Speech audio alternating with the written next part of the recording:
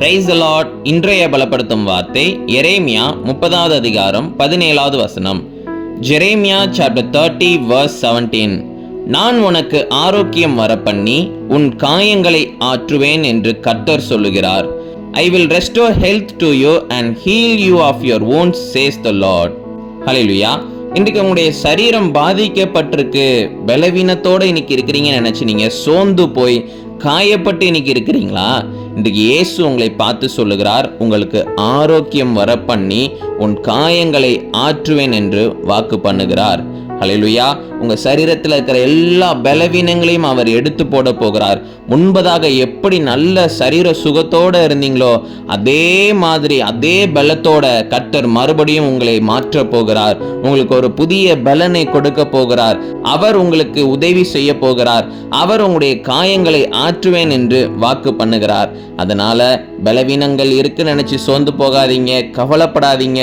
உங்களுடைய இருதயத்தில் ஏற்பட்ட காயங்களையும் கர்த்தர் ஆற்றுவார். அவர் சர்வ வல்லமை உள்ள தேவன். அவரால் முடியாத காரியம் இந்த உலகத்துல எதுவுமே கிடையாது. அதனால ஏசப்பாவை விசுவாசிங்க. ஏசப்பா எனக்கு அற்புதம் செய்வாங்கன்னு சொல்லி நம்பி விசுவாசத்தோட இருங்க. நிச்சயம் ஏசப்பா இந்த நாள்ல உங்களுக்கு எல்லா சரீர பலவீனத்தை எடுத்து போட்டு உங்களுடைய காயங்களை அவர் ஆற்றுவேன் என்று சொல்லியிருக்கிறார். அவர் நிச்சயம் செய்வார். உங்க வாழ்க்கையில பெரிய காரியங்கள் நீங்க பார்க்க போறீங்க. ஏசப்பா உங்க வாழ்க்கையில உங்களை ஒரு சாட்சியாக நிறுத்த போகிறார். உங்க வாழ்க்கையில நீங்க பார்க்க போற இந்த அற்புதங்களையும் அதிசயங்களையும் அநேகருக்கு நீங்க போய் சொல்ல போகிறீங்க. கர்த்தர் உங்க வாழ்க்கையை சாட்சி உள்ள வாழ்க்கையாக மாற்ற போகிறார். அற்புதங்களை பெற போறீங்க.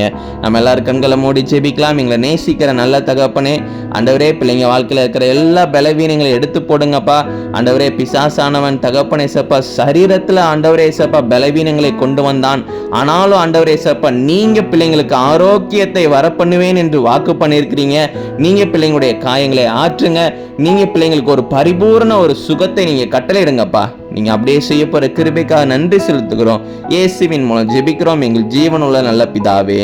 ஆமேன், ஆமேன், ஆமேன். ஏசப்பா உங்க வாழ்க்கையில அற்புதங்களை செய்வார். God bless you. Have a joyful day.